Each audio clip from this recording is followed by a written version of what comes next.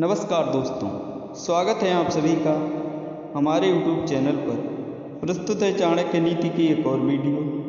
चाणक्य नीति को अच्छी तरह समझने के लिए हमारे वीडियो को पूरा देखें, क्योंकि दोस्तों अधूरा ज्ञान सदैव घातक होता है। चाणक्य नीति विवाह करने से पहले व्यक्ति को पति और पत्नी के बारे में 5 बातें जानना बेहद ज़रूरी है। दोस्तों, चंद्रगुप्त मौर्य को समूचे भारतवर्ष का सम्राट बनने में अहम भूमिका निभाने वाले इतिहास के महान राजनीतिक और कूटनीतिक आचार्य चाणक्य की नीतियाँ न सिर्फ राजकाज के बारे में बताती हैं, बल्कि उनकी कुछ नीतियाँ व्यक्ति को गृहस्थ जीवन की बारीकियों के बारे में बताती हैं। इसी प्रकार से चाणक्य ने महिलाओं के उन कुछ खास गुणों के बारे में बताया है जो एक पुरुष अपनी पत्नी में देखना चाहता है। दोस्तों, उन्होंने इसकी व्याख्या एक श्लोक के माध्यम से की है। दोस्तों, आचार्य चाणक्य के अनुसार बाहरी सुंदरता ही सब कुछ नहीं होती। यदि कोई पुरुष केवल स्त्री की बाहरी सुंदरता देखकर विवाह के बारे में सोचने लगता है, दोस्तों, भविष्य में उसकी एक बड़ी भूल साबित हो सकती है। विवाह से पहले होने वाली स्त्री की बाहरी सुंदरता पर ध्यान न देकर बल्कि उसके अंदर की सुंदरता को देखना चाहिए, क्योंकि दोस्तों बाहरी सुंदरता तो कुछ दिन की मेहमान होती है। दोस्तों, जीवन साथी की आंतरिक सुंदरता यानी उसके गुणों को देखना चाहिए। वैसे यह बात केवल स्त्री पर लागू नहीं होती, बल्कि यह बात पुरुषों पर भी लागू होती है। दोस्तों, होने वाले पति के बाहरी सुंदरता को ही नहीं देखना चाहिए, बल्कि उसके अंदर के गुण चाहिए। दोस्तों, विवाह के लिए स्त्री के रूप से ज़्यादा उनके संस्कार पर गौर करना चाहिए। सुंदरता केवल बाहरी आकर्षण है और संस्कार व्यक्ति को आंतरिक सुंदरता प्रदान करते हैं।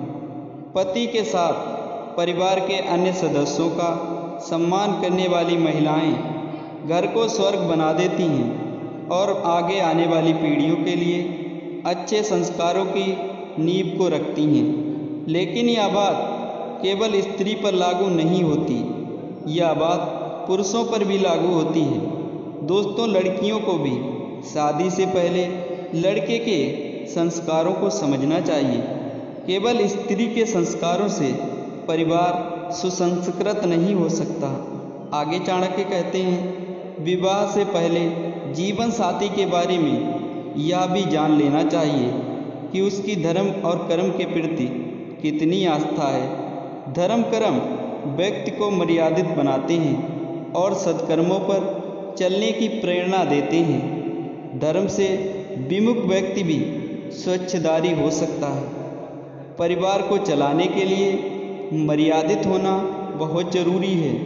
इसलिए चाणक्य के अनुसार धर्म और कर्म के प्रति आस्था को जरूरी माना गया है।